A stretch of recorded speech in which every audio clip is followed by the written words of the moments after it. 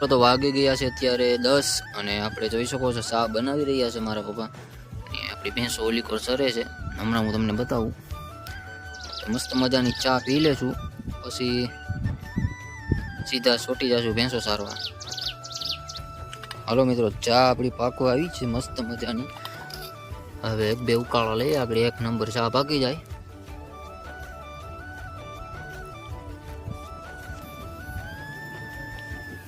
હે ભગવાન. Hello,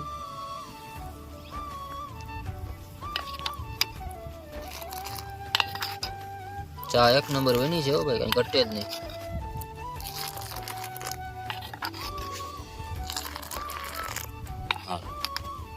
ready પાકી ગઈ.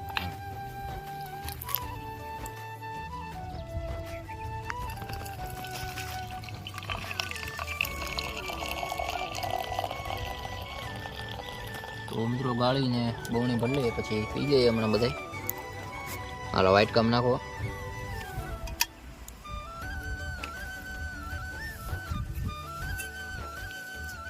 સા દઈ આવો બસ લ્યો, હાલો દઈ આવું ચા પીને. તો મિત્રો વાગી ગયા છે ત્યારે 11 સાડા 11 જેવું અને અહીંયા જોઈ લો મારા પપ્પા હવે ચાક બનાવવાની તૈયારી કરે છે. બટેટા છે, ડુંગળી છે, લીંબુ છે, કંટોલા, ધાણા બધું કમ્પ્લીટ છે આજ. અને ગરમા ગરમ ચાક બનાવવાનું છે. ત્યારે સવારના રોટલા છે ટાઢા અને ગરમા ગરમ ચાક ખાવાની મજા જ કંઈક અલગ હોય છે. તો અત્યારે મારા પપ્પા જોઈ શકો છો બધું સુધારી રહ્યા છે બટેટા અને કંટોલા ને એવું. અને મિત્રો આ કંટોલા છે એ આપણે આપણા કાદામાંથી જ વીણેલા છે. કેમ કે અહીંયા કંટોલાનું યાર જેટલા જોતા હોય એટલા મળી જાય અમારા કાદામાં. તો આપણે અહીંથી જ વીણેલા છે અને અત્યારે બનાવી રહ્યા છે ગરમા ગરમ શાક. તો વિડીયોને કન્ટિન્યુ જોતા રહેજો, બહુ મજા આવવાની છે. મારા પપ્પા કેવું શાક બનાવ્યા છે આજ જોઈએ અને આ ટેસ્ટ પણ કરવાનો છે મારા પપ્પાના હાથનું બનેલું શાક. હાલો મિત્રો, તો મિત્રો આપણા બટેટા અત્યારે જોઈ શકો છો મારા પપ્પા સુધારે છે. અને મિત્રો આ છે આપણો દેશી ચૂલો, આની ઉપર બનશે હમણાં ચાક. આ છે કંટોલા, ધાણા પણ છે અને સાથે નાખવાની છે આપણી ડુંગળી. તો આજ તો જલસા પડી જવાના છે ગરમા ગરમ ચાક ખાવાના. કેમ પપ્પા, ગરમા ગરમ ચાક મજા આવે ને? અરે આમાં કઈ ઘટની મસાલા બસાલા ને એમ એકદમ ખાઈ જાય ને બીજી વાર એમ કે પાછું બનાવવું છે. હજી આપણે 2 મહેમાનો આવવાના છે કે? હા, શાકભાગ બને પછી ફોન કરીએ. હા આવે.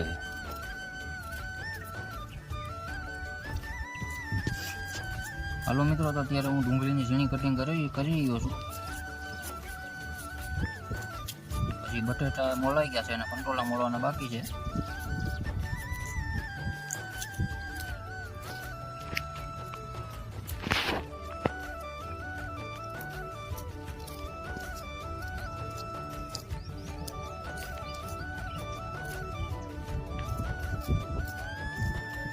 હાલો મિત્રો, તો આપણા કંટોલા અત્યારે મોળાઈ છે. હવે બટેટા મોળાઈ ગયા છે, ડુંગળી મોળાઈ ગઈ છે. હવે મોળ લઈએ આપણે કંટોલા. તો મિત્રો આ ચોમાસાની સિઝનમાં જ કંટોલા મળે. તો અત્યારે ગરમા ગરમ ચાક ખાવાની મજા જ આવવાની છે. મારા પપ્પા બનાવવાના છે. પહેલી વાર હું ટેસ્ટ કરી રહ્યો છું મિત્રો અહીંયા કાદામાં. એ પણ મારા પપ્પાના હાથનું બનેલું શાક. જોઈએ હમણાં કેવું બનાવે છે.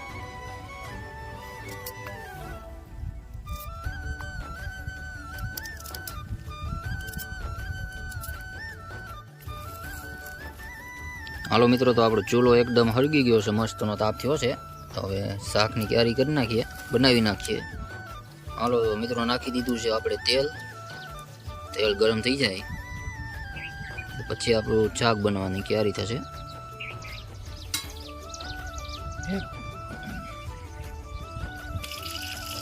હાલો મિત્રો, તો હવે આપણે નાખી દઈએ ડુંગળી.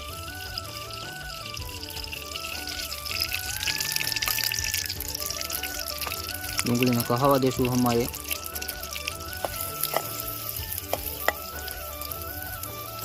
તેલ ઘટે તો નાખવું થોડું? ના, તેલ ન નાખે જવું.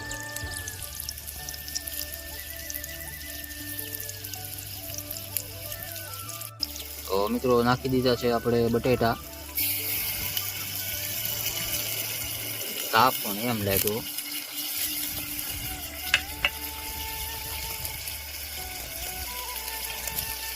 હાલો મિત્રો, હવે નાખીએ આપણે કંટ્રોલા. તો મારા પપ્પા કંઈક અલગ રીતનું જ શાક બનાવે છે, બધું એક હારે નાખીને પછી કહાવા દે છે. અમે બનાવતા તો એક એક બધી વસ્તુ કહાવા દે, આ બધું એક હારે મિક્સ કરી અને પછી કહાવા દેવાનું હમાય, પછી બને શાક એક નંબર. હવે જોઈએ કેવી રીતનું બનાવે છે. શાક પણ એમ લાગ્યો. મિત્રો આપણી ભેંસો પણ આવી ગઈ છે, હમણાં અહીંયા બેઠી જશે. આપણે શાક બનાવીને જમીએ અને આપણે પણ અહીંયા સુઈ જશું, લાંબા થશું ઘડી. આમાં મિત્રો મરચું છે. હાલો મિત્રો, તો હવે આપણે મરચું ને એવું બધું નાખી દીધું છે. બનાવવાનું છે, કાંઈ ઘટે નહીં એવું. તો મિત્રો આને પણ કહાવા દેવાનું ઘડી, પછી થોડું પાણી એડ કરી દેવાનું, પછી સડવા દેવાનું કલાક. કેટલી ઘડી સડવા દેવાનું? અડધી કલાક જેવું, તો જ મિત્રો સારું બને. જેમ શાક સડે એમ શાક સારું બને.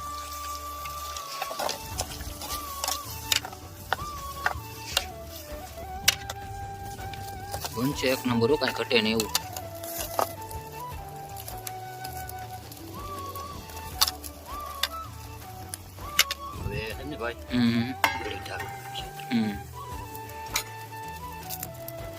તાપ પણ એમ ઠોટાણે. તો મિત્રો હવે ગ્રેવી રચા માટે આપણે પાણી એડ કરી દીધું છે. જેટલો રચો ખાય એ પ્રમાણે પાણી નાખવાનું હોય. હવે આને સડવા દેશું, થોડુંક નિમક સ્વાદ અનુસાર.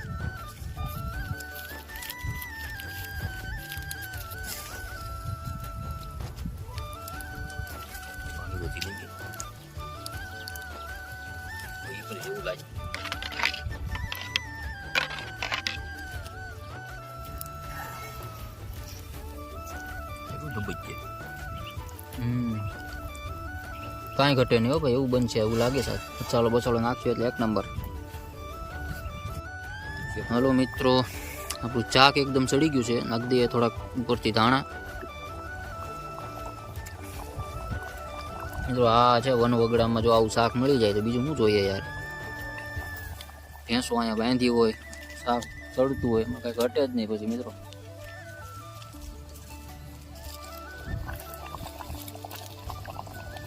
તો હવે નાખશું ગરમ મસાલો, બાદિયા ને એવું બધું ખાંડેલું છે.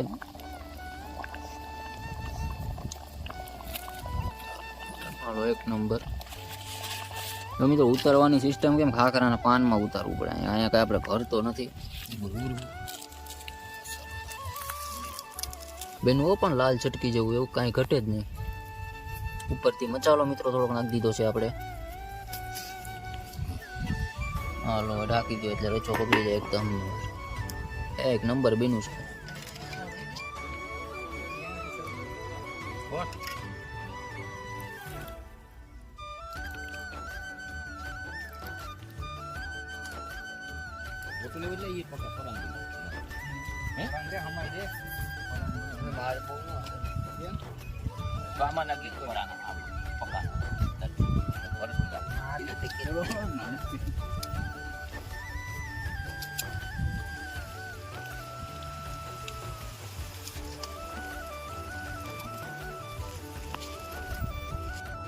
હાલો વિમલભાઈ બેસી ગયા છે જમવા ભરતભાઈ ને.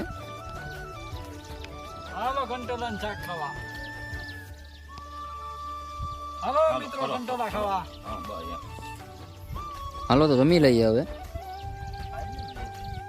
તો મિત્રો વાગી ગયા છે અત્યારે 3:30 અને આપણે કાદેથી વાડીએ વહી આવ્યા છે. તો હવે હું જાઉં છું ઘરે. અને જો તમને આ વિડીયો સારો લાગ્યો હોય તો વિડીયોને લાઈક કરજો અને ચેનલને સબસ્ક્રાઈબ કરજો. તો મળીએ છીએ એક નવા વિડીયોમાં. ત્યાં સુધી જય માતાજી, જય દ્વારકાધીશ.